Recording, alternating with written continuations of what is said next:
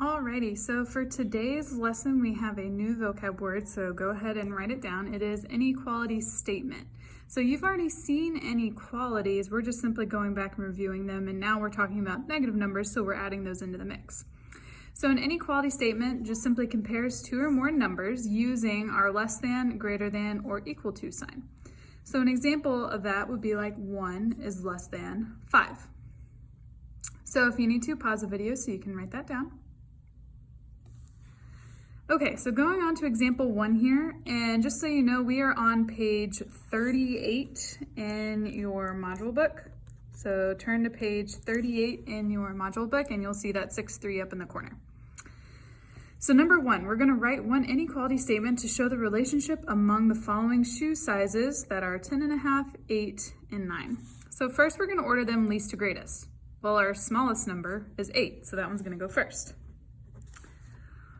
Well, then our inequality sign would be the less than. So 8 is less than 9. Well, 9 is less than 10 and 1/2. So we can order them least to greatest, or we can order them from greatest to least. So the biggest number was 10.5, so that one would go first.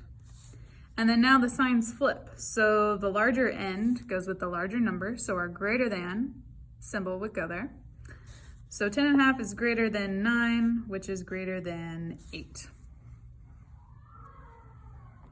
Okay, so now for example number 2.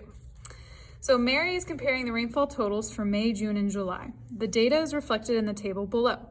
Fill in the blanks below to create inequality statements that compare the changes in total rainfall for each month, and this is the rightmost column of the table. So we are going to be looking over here at our right column. And so it's talking about the change in total rainfall from last year to then the current year. So we are going to write one inequality write one inequality to order the changes in total rainfall. So first we're going to do them least to greatest. Well, what's our smallest number from our change in total rainfall? Well, it's got to be the negative one, because remember, any negative number is always smaller than a positive one because it's further to the left on our number line. So negative 1.4 is the smallest. So negative 1.4 is less than, well, the next number would be 0.3. And then after that would be 0.5. Well, now if we're ordering them from greatest to least, it's just reversed. So now the biggest number goes first. So it would be 0.5, which is greater than, so notice how the signs flip, 0.3, which is greater than negative 1.4.